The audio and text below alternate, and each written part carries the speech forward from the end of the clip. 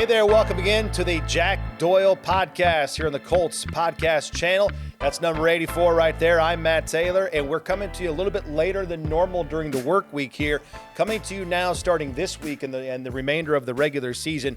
We're coming to you on Thursdays, all right? So we're going to kind of put the last game into summation, look ahead to the next game, but also, as we always do here with Jack, talk big picture on what's going on with now the 7-1 Indianapolis Colts, and we'll frame it up into the within the context of a former player, what Jack sees that's going well, which is a lot, what's not going well, which is not very much here, Jack. The Colts took care of your nemesis, the Tennessee Titans, swept them, and they did it in I want to say in NFL terms, NFL context, relative ease fashion. All right, that was pure domination by the Colts, and I know as someone, again, who has some little bad blood with the Tennessee Titans where you started your career, you were happy to see that. Yeah, my former employer, I call him, right? Was there for a cup of coffee. How's the HR department doing it down in Tennessee? No, they gave me my first opportunity, so I have to give them credit there. No one else really was. So I'm always thankful for that. But, man, do we look good. Mm-hmm. Like I said it last week, man. It's the Groundhog's Day in a good way. It's just the Colts are just rolling. And the offense, and, man, we talked about Jonathan Taylor, MVP, and he just put another stamp on it, man. I mean, yeah, for sure. I know it's hard for a running back to get it, but I don't see how anyone could be more of a front runner than Jonathan Taylor right now. Having a lot of fun watching this team. Yeah, a running back, or I should say a non-quarterback in the NFL, has not won MVP in the National Football League since 2012. And I also mean, because these conversations are now being had not only here locally in the city, but also nationally within, what Jonathan Taylor's doing right now. I read where a running back has not picked up a first place vote for MVP since 2017. Todd Gurley that year. That's hard to believe that the quarterback position has dominated that award for that long. I get it, right? The quarterback is front and center, but there's other great players in the league that play different positions. Yeah. Tight end. You like tight end, the best position in sports, right? We got Tyler Warren on today, Yes, sir. We got to hype up the tight end I buried the lead. I'm sorry about that. Yeah, no, but that's weird. It really is, especially when a guy's going like this. I mean, everything we're doing offensively is off of Jonathan Taylor.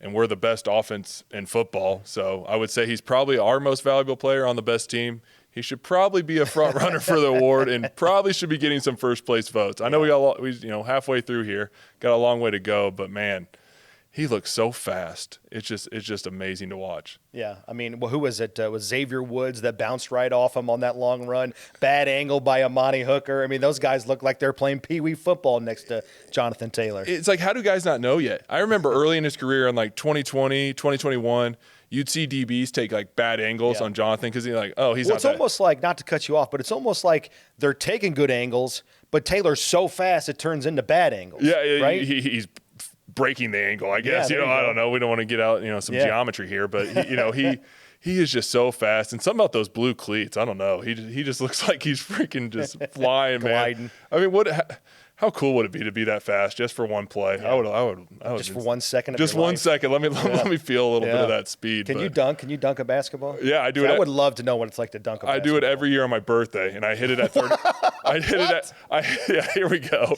What? Yeah, my kids will love that. So I do it every year, just one time a year. My kids are always, like, Dad, dunk. Yeah. Really? Yeah, so just once on my birthday. So I hit it at 35. I'll let you guys know how 36 goes. When's your birthday? Can we come over? I'm May. Oh, perfect. May. Cinco de Mayo. Yeah. So we'll see if I can get 36. Trying to make it to 40. Yeah, Jack Doyle's only a threat to himself, tearing a hamstring one day a year. That's on dunk day. That's his birthday. Oh, it's going to make me feel really old when I don't get it, man. Yeah, really sad day. Really sad. I have faith in you. I think you're going to stave it off for at least a couple more years. I hope so. At least you can stretch out. Barring injury. Well, like I said, I buried the lead. My apologies. If you read the description, it's coming up, all right? Tyler Warren, we're going 84 on 84. the old 84, the new 84 on the show. Tyler Warren, the rookie sensation at tight end, is going to be on this podcast. He's going to join Jack Doyle coming up in just a few minutes. He's going to join this chair. I'm going to get the heck out of the way, and we're going to have some player-on-player interaction here. But I do want to start off the podcast talking about, and it seems like we've done this so many times this year, but it's a great problem to have in terms of content here on the podcast, because the Colts last week against Tennessee, another 400-yard offensive day, another day where they score over 30, another day where they don't turn the football over. Daniel Jones posts a season-high passer rating at 136. Jonathan Taylor, another epic day on the ground, as you said, 150 yards, 3 total touchdowns, 12.5 yards per average. Okay, think about that. I mean, it's mind-blowing, the efficiency. 150-plus rushing yards on just 12 stinking carries. That's video game stuff, and he's doing it in reality in the National Football League. Again, the Colts have now scored at least 31 points in 4 straight games for the first time since 2009. And again, I know we've had these conversations before, Jack, but what do you attribute this mistake-free football for the Colts? Is it veteran players? Is it scheme? Is it the way they practice? Is it the way they prepare? If it was so easy, everybody else would be doing it. How do you explain this now that we're right around halfway through the season, 8 games in? Yeah, and you hear the players say it. You hear Coach Shane say, it's a week-by-week league. We're taking it 1 week at a time. And that's, people will say that's coach talk or whatever. But the Colts are doing that. Like, you don't just show up every week on point by just, coasting through a week, right? Yeah. These guys have to be practicing with detail. You took the words out of your mouth, the words out of my mouth, Matt. It's scheme, it's practicing with detail, it's veteran leadership that we put our best foot forward week in, week out. You're starting to get to the middle of the season. You could, you don't want to say a wall or like a lull. It's a lot of football games. It's right. The same thing over and over. But these guys have to be practicing with detail, have to be, putting their best foot forward, staying in their routines. And then we're seeing the, production on Sundays and making it fun for Colts fans to watch with the way this offense is rolling. And also you look at where we're at in the season here for the Colts. That's what we do on the show, just kind of talk high-level stuff. I mean, they're 8 games in. They're 7-1. They're humming on offense, but they're one of the very few teams left in the NFL that do not have a 100-yard receiver. They've come close. And I think one of the biggest reasons why they don't have a 100-yard receiver is because some of their receivers aren't playing 60 minutes. Yeah. They're blowing the doors off of teams. And in the fourth quarter, guys like Alec Pierce and Michael Pittman Jr., they go take a rest and put on the ball cap. So Pittman the other day was pretty close. He had 95 yards, the early stages of the fourth quarter. Shane Steichen goes up to him and says, "Hey, man, you want the hundo? You want to go back in?" He says, "Nah, I'm good." That's the kind of guy and the character that Michael Pittman Jr. has and a lot of the other guys on this team have as well. But it's almost like no matter what the Colts do, Jack, I think I'm kind of speaking for a lot of fans out there, it's like no matter what they do, they're right. Yeah. Right? I mean, because Jonathan Taylor's ripping off 100-yard games on the ground. Daniel Jones is pinpoint accurate. It's almost like it doesn't matter that they don't have a 100-yard receiver and a true number one guy, because they have 6 guys in the passing game that can kill you at any point on the field, at any point during a game. Yeah, and I think that's what's causing defenses to struggle against us. They don't know who to stop. Downs is producing in the third down territory. Pitt is being Pitt, Grimy. I mean, the catch he had on the touchdown. Grimy, great word. Insane, the catch he had. Pierce is doing what he always does and, taking the top off the defense, but hit the, comeback early in the game. He made the corner fall on his comeback route. I mean, it's everybody. And that's what makes it so tough for, defenses to defend. And that's what makes us such a great team, right? Yeah. The football is a team sport. It's the ultimate team sport. And when everybody's producing, everyone has confidence in their teammate, these are the results you get, right? You get an offense that's humming. I want to go back to Jonathan Taylor, Jack. Doesn't it just feel like, especially once you start the third quarter, like it's just inevitable that he's going to just bust one out, 65-yarder, an 80-yarder the other day? Doesn't it just feel like it's just a matter of time? And when you get to a certain point of the game, like maybe the 4-minute mark of the third quarter, you're looking around and you're like, hey, it hadn't happened yet. What the hell's going on? Yeah, what's happening here? He's having a bad game. Yeah, he didn't make us wait this time, right? Yeah. It was the first play of the second half, wasn't it, that he took at 80. But it's like, that's been the game plan, right? And no one's been able to slow us down, right? It's that running in the second half and getting the offense rolling with some short passes early in a game, and then Jonathan Taylor being the closer. But Jonathan Taylor, like you said, Matt, he got to put a ball cap on the fourth quarter of this game, and we didn't need him anymore. And 12 carries was enough. That's all he had to do. But it's just, man, we're kind of at a loss of words with what this offense is doing and the historical numbers that they're producing. It's just so fun, man, to be a fan and watch. And I know the guys are having so much fun and playing together, and it's such a great locker room, knowing some of those guys and the hard times they've kind of been through throughout their careers. Man, I'm just so happy for them.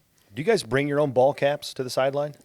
When no. they say go put on a cap, where do you get it? Yeah, Frog and T, the great equipment guys of the Colts. The Colts have the best equipment. Like I said, I was in Tennessee for a cup of coffee, but I'm hard pressed to think there's a better equipment room. I know those guys than the Colts equipment room. These guys are guys, and they take care of you, man. And I remember back when I was playing, I'd do the jugs routine, and who's helping me out? There's four equipment guys. My guy Jamie Ostrom. There's so many guys that are still down there. That do such a great job. So, get me on a little tangent about the equipment room. No, that's what we're here. But yeah, that's who gives you the ball cap. You get to keep them? Yeah, I have a bunch. I have a bunch of hats. So, like, you when you're done, you're killing a team, you're on the sideline, your day's done, somebody else is in, you put on the ball cap, you keep the ball cap, and then they just restock it for the next game? Yeah, they restock it. You got your number written in there. Okay. All right. Hat accountability. You got to make sure you're taking care of your hat. But I wasn't accountability. I didn't wear a hat. I wasn't a big hat guy, like, preseason, and I knew I was done. I guess I would wear a hat. Yeah. But like in the middle of a game, I never put a hat on. I was all like sweaty, and I don't know. You don't even seem like a hat guy now. No, not much. I will like if I'm out. I will if I'm outside. I'm not a huge like sunglasses guy. I'm more a hat guy. Yeah. And maybe I should be wearing both. Maybe it's not good for me, but you've got a nice looking feather hair there. Well, Matt, there's not many hats that fit my head. I've learned that as well. Oh, really? Yeah, it's a big dome. You got a noggin? Yeah, it's a big dome. It's hard. When I find one, I buy like 3 of them. Okay. That fit, I find a hat. I find a hat that actually fits. I'll buy about 3 of them of the exact same hat to know that I'm covered there for a little bit. Can you give me one of these?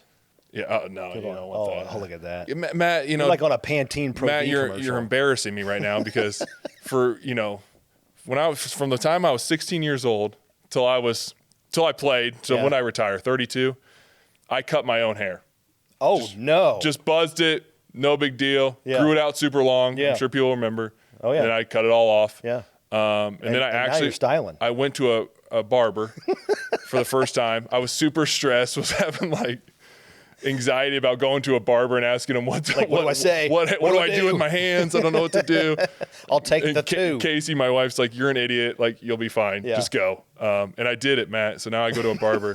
So that was a big step for me in retirement. I'm proud of you. Thank you. Yeah, that means a lot, man. That means a lot. Baby steps. Now you also, I know we're going off a little bit of a tangent, but you also at one point, I forget what year it was, but you had a fierce, and I mean fierce beard. Yeah. I mean that thing was like inches off of your face. Yes. What was the genesis of that? Did you? And I mean you're still rocking a great, but it's groomed. It's yes. Yeah. But I mean back in the day, that thing was like all over your chin strap. It was kind of straggly, if you don't mind me saying. Yeah, no, that's it was pure apathy. I did not want to shave. I'm playing football. Yeah. I gotta look like a football player, right? You did. I'm there to play football, man. did. I'm not there to have a groomed beard and look good. Who cares about that, right? I'm trying to help. It made you look more like a badass. Yeah, Like a hockey player. Fake it till you make it, right? Yeah. But but yeah, I didn't have time to be. That was wasted time in my eyes. I was trying to help the Colts win a freaking football game. Boy. So why would I be shaving my beard? I am not going to waste time on film study. No. Why would I be that'll wasting take time? away from film study. Yeah. I'm not grooming this thing. Poor Casey had to deal with it. But she's a loving wife. She dealt with it, but she wouldn't let it come back. If I would have been like, hey, I'm going to grow back out, she's like, no. Yeah, she's the real MVP. I did my time. Attaboy. All right, I want to double back to this offense. And again, Tyler Warren's coming up in just a couple of minutes. But, Jonathan Taylor's doing what he's doing. And again, he's leading the NFL in rushing, leading the NFL in carries, leading the NFL in rushing touchdowns with 12, okay? He's got a ridiculous 4 games on the season with 3 total touchdowns, as was the case last Sunday against Tennessee. I know this might be a little bit of a hard exercise, but be fair, be objective, okay? We did this over the summer, and so that's the reason why I'm bringing it up. We kind of kicked this around internally in the office before we really even knew who the Colts quarterback was going to be. There was that competition between Richardson and Daniel Jones. So let me ask you this question. Try to answer it like you would have answered it Labor Day weekend, okay? At the beginning of the season, how would you have answered this question? What's more important for overall team success for the Colts in 2025? Is it Jonathan Taylor having a big year, like a typical Taylor year, 1,400 yards like he did the year before last year in 2024? Or is it the Colts quarterback, who we've come to know now, it's Daniel Jones? Is it the quarterback having a very good season, throwing for like 3,500 yards? What's more important? The passing game being much better than it was the year before, right around 3,500 yards, 4,000 yards passing, or was it Taylor having a huge season as it relates to the Colts having big-time success in 2025? Yeah, this is going to hurt our MVP argument a little bit, but it would have been Daniel, right? I completely agree. And Daniel having, like you said, 3,500 yards or, and having a successful season, top 10 quarterback season. And then you tell me that Jonathan Taylor's healthy, because I know what Jonathan Taylor's going to do. Like with this O-line, tight ends blocking, the receivers blocking, I know what Jonathan's going to do. If Jonathan stays healthy, this is what we're going to get, right? So, we're talking Labor Day weekend, saying what? I would say, yeah, Daniel giving us 3,500 yards, playing as a top 10 quarterback in the NFL. Colts are going to be really, really good. And I answered it the same way, and I still agree with it now. But the reason why I answered it the same way back then was because we've seen Taylor do this. Maybe not to this degree where he's been this efficient at the halfway point of the season, right? But we saw 2021 when he led the NFL in rushing with 1,800 yards. We saw last year 1,400 yards, and the Colts didn't make the playoffs because they didn't have this level of balance offensively with the passing game. So the question there is to you, Jack, how much of the passing game and how much of Daniel Jones' presence, how much is that helping Jonathan Taylor be the Jonathan Taylor we know him to be through 8 games this season, if that makes sense? Yeah, it does. It's huge, Matt. I just don't think we see Taylor's season this year without the passing game and the threat of it. Right, yeah. That's, keeping defense on their heels. And I think that's what we've done such a great job of, Everything we kind of do is off of Jonathan Taylor and off of the O-line, and that's how it should be. He's the best player on our football team. I think that's easy to say. So, scheming up off of him and what Shane's done offensively and added another weapon in Tyler Warren, and then you add Daniel in there to kind of run what, Shane sees and them being on the same page. It's just like, man, how do you stop that? So, the pass game has really helped out. You mentioned that 21 season. It felt like – Jonathan was rolling at the end of the year, right? And it just felt like we were leaning so heavily on him. And that could have, maybe you could do that for a playoff run, but it was almost too long how long we were kind of leaning on him, if that makes sense.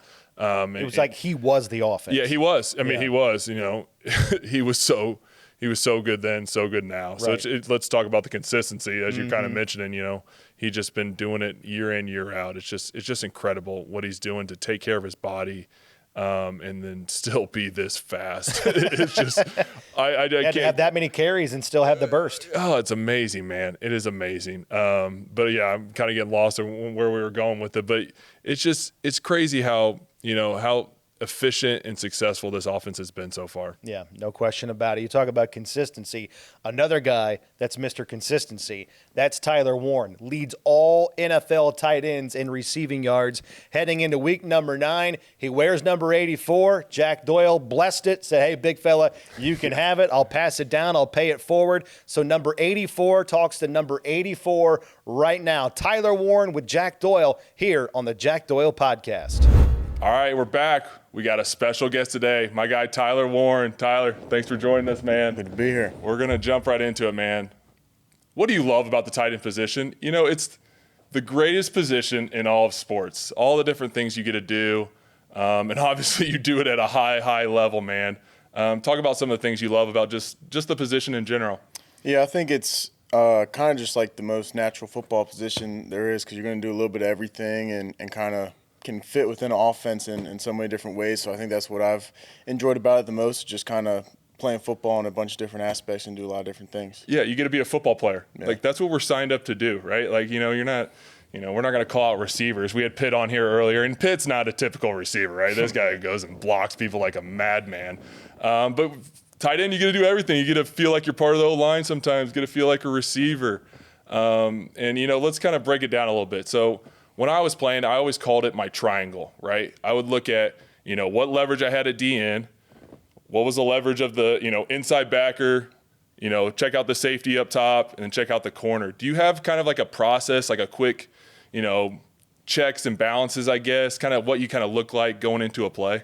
Yeah, I think it's, always going to start, with the DN probably. You're going to see where he is and then try and see the safeties, what the shell's looking like, and kind of what you expect from that week of what the different shells, what they might get to and stuff like that. But I think it can't be too complicated, right? You can't overdo it for yourself, but I think having an idea of what to expect, I think, is the best way to look at it. Yeah, I think a lot of people think that we know what's going on the whole field. Like, we'll leave that to the quarterback, right?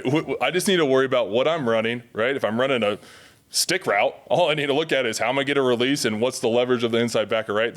You got to break it down into smaller details and things like that. But do you kind of you're in week 8, week 9 of your first NFL season. Have you kind of found a routine in how you're studying film and what you're kind of looking at week in, week out?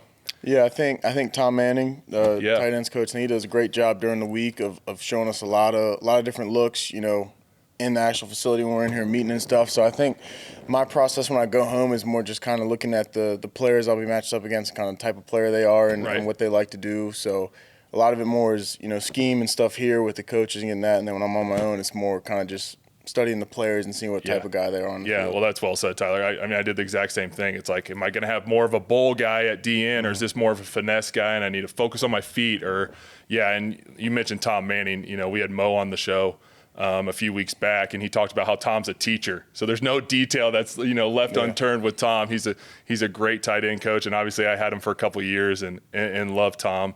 But we'll stick to the tight end position. All right. So I always had a preference, and I know quarterbacks kind of have a preference of what they like to throw. But are you more, you gotta have it play. Shane comes up to you, do you want to run this or that? Would you rather have an in breaker or an out breaker? Because I think all guys kind of have a preference.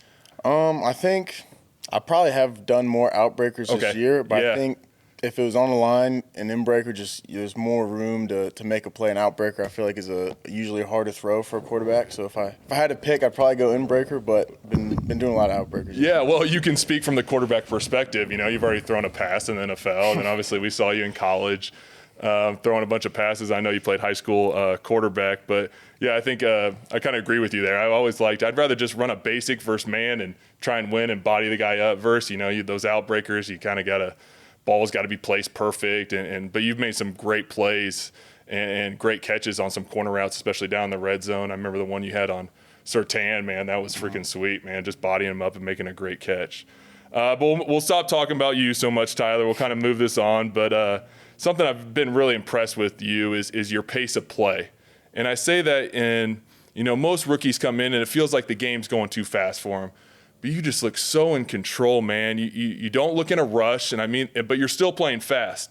Where does that come from? Was there a point where it's starting to slow down for you? Was that you felt it in training camp? But it's just been so impressive early on in the season. Yeah, I think it kind of just naturally worked its way in. I think I did have my moments in OTAs in camp where it was, you could tell maybe it got on me a little faster than I was expecting. I had some bang catches in camp that got away from me because I wasn't really expecting the tighter windows and stuff that come at this level. But I think as a rookie, it's just rolling with the punches and understand you got a lot to learn, and I'm still learning stuff now every week, so it's been good. Yeah, that's scary for the rest of NFL. What you've done already, man, and how impressive you've been. But yeah, it feels like for me, I came in and the game felt fast, and then as your career goes on, you start to figure it out, but then your body starts slowing down when you get it figured out. So it's a credit to you to get this game figured out so fast and playing the tight end position at such a high level. But if you come on the Jack Doyle podcast, it's still weird for me to say. We got to talk about blocking. You have been an excellent blocker early in the season. I think that's another thing that's just a huge jump for guys from college to the NFL, and being able to block these DNs, and you've been doing some ISO blocks at from the fullback position. But I say all that to kind of talk about one of your teammates. I got a chance to block for Jonathan Taylor. I kind of want to hear your perspective on what's it like blocking for a guy like that who, the home run threat's always there. Yeah, I think it makes it a lot easier for us because the defensive players are really good in this league. Obviously, everybody's really good. So to be able to just, hold a guy in his spot and let JT do his thing, and you don't have to, necessarily move a dude 2 gaps down. You just got to give him a little bit of a light, and he'll find his way through. And he's been awesome. He's a great dude in the locker room too, and an awesome guy to be around. So it's been fun to watch him run the ball, and I know all the O-line and tight ends are happy to block for him. Yeah, he makes you look good. That's what I always said. He made me look like a way better blocker than I really was because of how he sets up runs and sets up your block. But we can tell, speaking of Tom Manning earlier, we can tell him to let's chill out on the ISO blocks, Tyler. You got to do a lot of other stuff in this offense. Let's send Mo's old butt down there and do some ISOs. Yeah, Mo's got to put his hand in the dirt, so I got to do all the moving around, move stuff. But that's fun too. It's the hard part of the job, but then you get rewarded with some fun plays off of schemes off of it. We'll move on to another teammate, and it's fitting because we're talking about blocking. Talk about Big Q. So I've noticed this about you. You're a big help your teammate up kind of guy. You rush to help your teammate up, and Q's kind of known for that. That's his MO. Is there, I sense a little bit of a competition, or is there any trash talk going on between you and Q of who can help more guys up after they're tackled? No, so it hasn't been a real competition yet where we've spoken about it, but I did notice it kind of at camp. Even just when guys were getting tagged off, he'd be running down the field and be the first to give him a high five or something. So I know I got to move if I want to be the guy to actually help up the ball carrier for that play. So it's been fun. But he'll come up to me and he's like, "Hey Rook, I like how you helped that guy up during the game the other day." But so he likes it, and it's fun to be out there with him. And he's just awesome to have on the offense and have his presence every day is awesome. I mean, he's a madman. It's like, dude, how are you blocking a premier defensive tackle and then helping up Pitt 30 yards downfield? It's like, dude, it doesn't make any sense. Yeah, good luck with the competition and trying to beat him because he is tough to beat. So Tyler, obviously you're a rookie, and you talked about Quentin, calling you Rook. But I don't think people understand, obviously it's hard, making the jump from college to the NFL, but just how go you've been since really before your senior year at Penn State. What have been some of the challenges of, such a busy year, and you've handled it with such ease, from the outside looking in. But what things have kind of come up as a rookie? I don't know if it's one specific thing. It's kind of just there's a lot of stuff you got to remember to do, like outside of football, whether it is like off-field marketing or just kind of staying in touch with people and checking in on who you need to check in on. And it's I'd probably rather be busy than not have anything to do right and be wandering around with my time. But it's a lot. But I think players usually coming from college are kind of used to it because in college you're usually every day you're going to have something to do. So I think it's just balancing that and understanding, like I said earlier, I'm a rookie, so just learning with it and knowing I don't got it figured out yet. So just kind of going with the flow. Yeah. That's really good. So one of the most debated things in a locker room, in an NFL locker room that I've come across is who can play basketball. And I know I think I saw this somewhere. Tell me if I'm wrong. But James Franklin didn't even watch you play high school football. He just saw you play basketball and offered you a scholarship right off the jump, just watching you play hoops. Yeah. So I was actually recruited for like a year by him without an offer, and then I sent him my junior year basketball. It was really just a dunk tape. It wasn't a highlight awesome. tape. And then they called me 5 minutes later and offered me. And then my in-home visit for him was one of my basketball games because he never came to a football game, so he just came to that game and I did good. I already had the offer and stuff then, but yeah, he only saw me play basketball. But for some reason, especially college coaches, they love watching you play basketball. Yeah, that's a shout out to all the kids out there. Let's not pick one sport at 9 years old, right? Let's play all the different sports, right? So that brings me to my the main point of the question is, can you beat Mo Alley Cox one-on-one in hoops? I think in this day and age, with him being 10 years or 9 years in the NFL, I might be able to get him. But back in his prime, probably not. He was a force on the court. He's got those long arms, man. Yeah. That is because it's funny because Richmond, where he played basketball at VCU, is kind of like the city from where I'm at, like the big city. I'm in Mechanicsville. So I knew who Mo was for a long time before we were ever teammates. I was growing up watching him play basketball, so I always kind of messed with him. Like, I knew who you were way before you'd ever even know who I was, so it's been fun. That is funny. I was talking with Mo. I remember one time, speaking of basketball, I had to shoot a free throw in front of the whole team, and I've never been more nervous in my life, doing something I wasn't very good at probably, right? And then talking to Mo, he had to do one too, right? And he had to go up there and shoot in front of the team.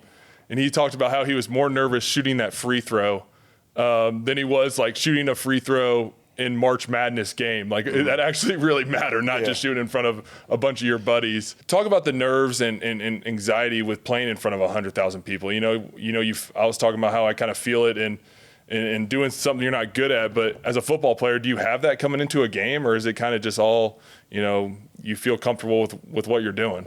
Yeah, I think there's always going to be, a little bit of it when there's that many people in there and you're expected to perform at a high level. But for me, I think it's more, I worry more about, my teammates, thinking I did good and doing good for them. So that's kind of what my driving factor is, and making sure I'm putting, a brand of football that they want to call me their teammate and they're proud of. But I think it comes with it, and playing in college football at a high level, I think has helped me.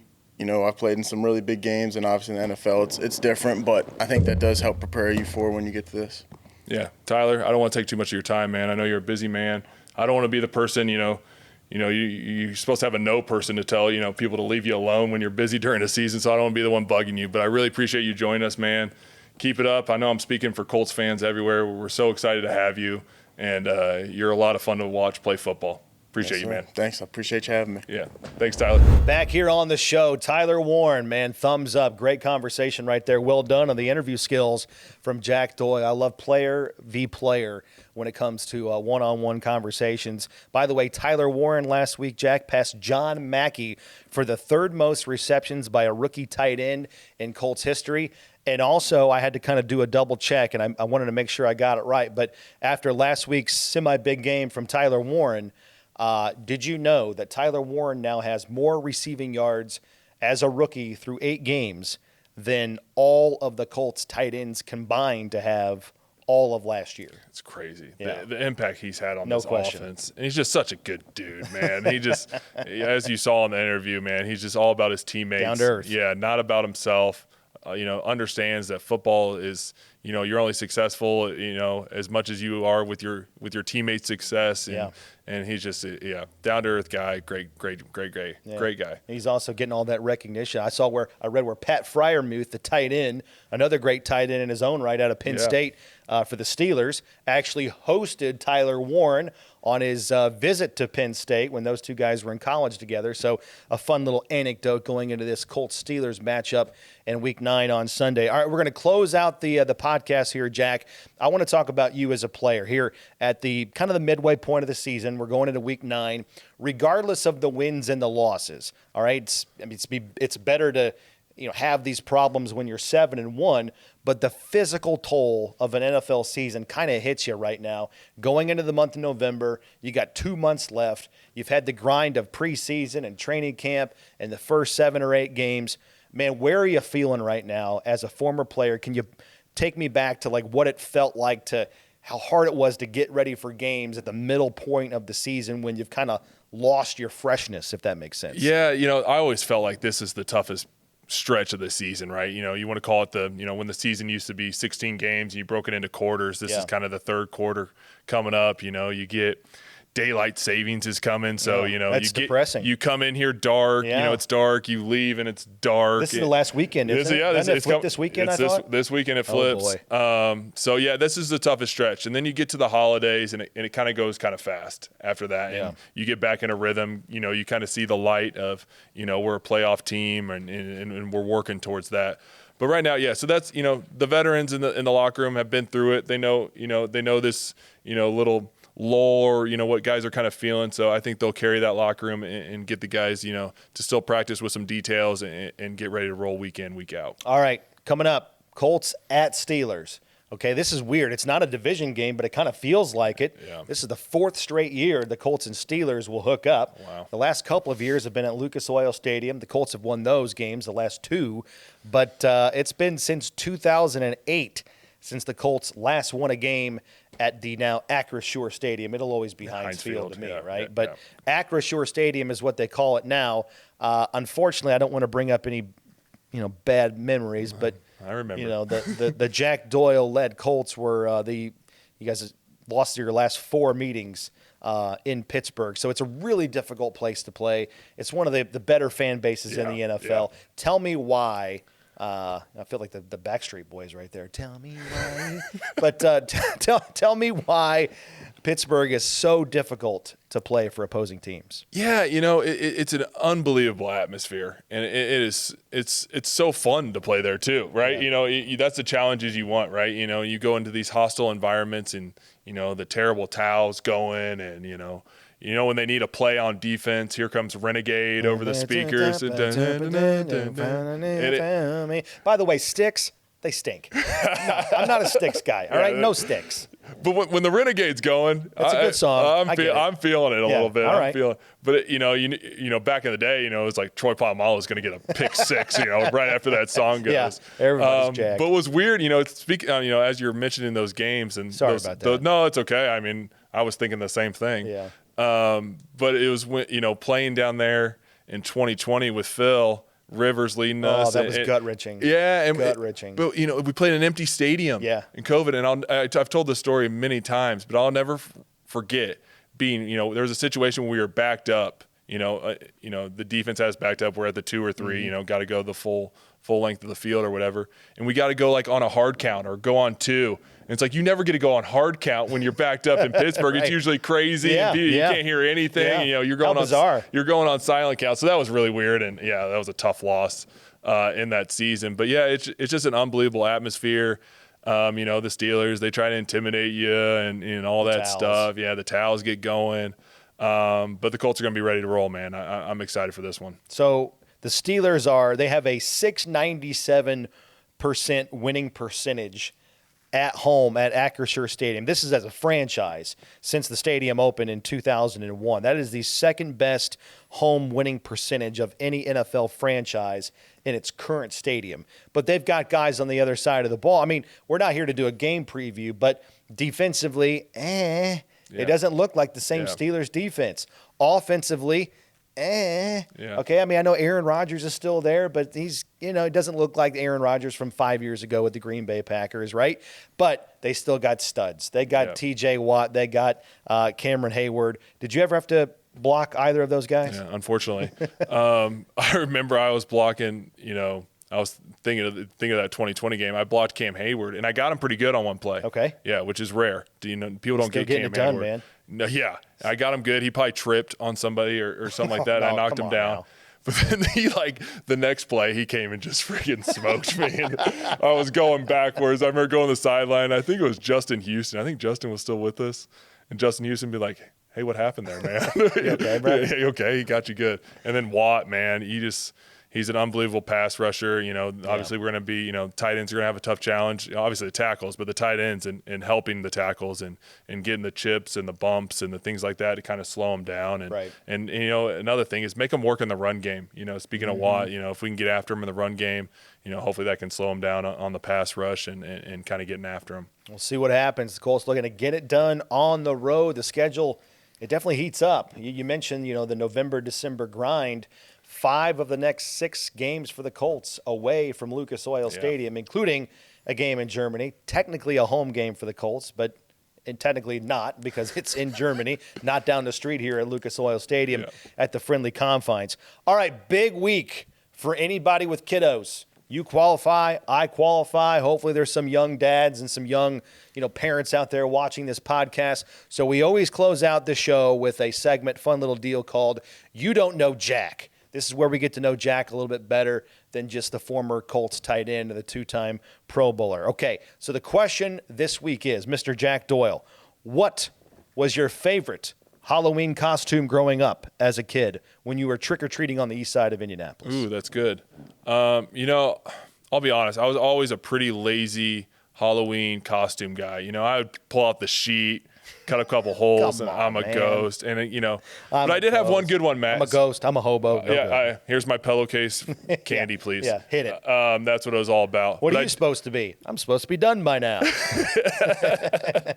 But I did have one good one, Matt. So probably the last year I trick-or-treat, I was probably 7th or 8th grade, and I'm a Cubs fan. Yeah. And the Steve Bartman, you know, the fan, you know, reaching over and, you know, Moises Alou kind of losing his mind on him and all that. But I was him my 8th grade year. You were Bartman? I was Bartman. And then you go back and I'm like, I feel bad for that guy. You know, he did what, like. They did a whole documentary on him. I know. This guy. Like went into seclusion. I know. Poor guy. It's awful. It's awful. And I'm the idiot teenager being him for Halloween. But he literally did what anyone else would do. A ball was coming at him and he reached his hand out. And then the city of Chicago just, you know, outcasted and chastised him out of there. And scapegoat. It's, tough. You know, classic Cubs there and got to pick a scapegoat. But yeah, I was Steve Bartman. You know, that's the last, like, true, like I was a costume character. Like even in college, though, you didn't dress up, like go to the frat party and, you know, hit the keg beer? Yeah, I was there for the beer. Yeah. But I don't remember. Casey was probably always, you know, I went to college with Casey and we were dating through college. She was always trying to get me to dress up. I feel like we did like John Smith and Pocahontas one year, maybe. Yeah. Tandem costume. Yeah, but I've always fought dressing up. Maybe I did that as a kid, but I always fought Casey. Not your thing. No, I'm not. I'm Jack. You know, I don't need to dress. Guy with a beard. Yeah, guy with a beard. There you go. Yeah. What are the kids going at? What are they dressing up as? So the kids are still young enough that we have a say, right? Like a what? A say, like we can tell them what to be, right? And I mentioned how much we love The Office. So the kids are being Office characters. Oh, how classic. So we have Ronan, our oldest, is being Dwight. Do they watch the show? They'll like catch, not all of the episodes, right? We know which ones they can kind of, you know, we leave on in the background as we're, you know, doing whatever. And then Henry, our middle one's being Michael Scott. He's got the black hair. And then little Leona is being Pam. So we got them all dressed up for a picture moment. Dunder Mifflin Halloween. Oh, yeah, Dunder Mifflin Halloween. They'll probably, you know, they probably got something to change into, but we'll do that for a picture and go over to my parents' house and do that fun stuff. All right, favorite Halloween candy? Ooh. Or just candy in general, I guess. Yeah, a Twix. You know, you can't beat a Twix. Undefeated. Yeah. Reese cup. Like, put that sucker in the fridge. Can't beat it. See you tomorrow. Yeah, I'll be there. Golly, it's so easy to just keep going back. We already got the bucket out. There's a bucket that's sitting on our island, you know, in our kitchen of candy. I had like 3 Twix before I came here. But you guys, your house, you're not like the only take one family, are you? No. Like when you go trick-or-treating, leave the bucket out with a note, please take one. No way, no. I mean, if you're that guy, I'm sorry. If you're those people, lame-o, okay, I'm sorry. Don't do it. Don't be those people. And I'm taking all the candy because you told me how many I can take. Out of spite. Yeah, like let's just use the honor system here and trust the kids that we're just going to take a few and, you know, a little handful. Worst Halloween candy. Like, I'm not doing it. I am not even opening this. Candy corn. Like, who does candy corn? Or the guy that hands out pencils or what are you apples. Doing? Yeah. Like, you know? We had one guy in our neighborhood. That's just asking for a broken window. Yeah, he used to give like a Coke. That was kind of sweet. Like something different. There's a guy in our neighborhood that makes hot dogs. He's out in the little flat top, the Blackstone grill, and he's just handing out hot dogs. Sounds delicious. Heck yeah. For the hot parents more than anybody. I'm just walking around. I'm walking around, got a beer. I would take a dog. Yeah, no beer and a dog. It's like a ball game. No doubt. Fun stuff, man. Absolutely. All right, don't forget, Halloween is coming up on Friday, so that's coming up tomorrow. This podcast, as we said, will originate in your feeds on Thursdays the rest of the way. Thanks to Jack Doyle. Thanks to the great Tyler Warren for hopping on the podcast earlier today. It's the Colts and Steelers, week number 9. We'll see if the Colts can get it done and head down the home stretch here in the month of November and December. Thanks so much for watching. Thanks so much for listening. I'm Matt Taylor. He's Jack Doyle. We'll catch you next week here on the Colts podcast channel. So long, everybody.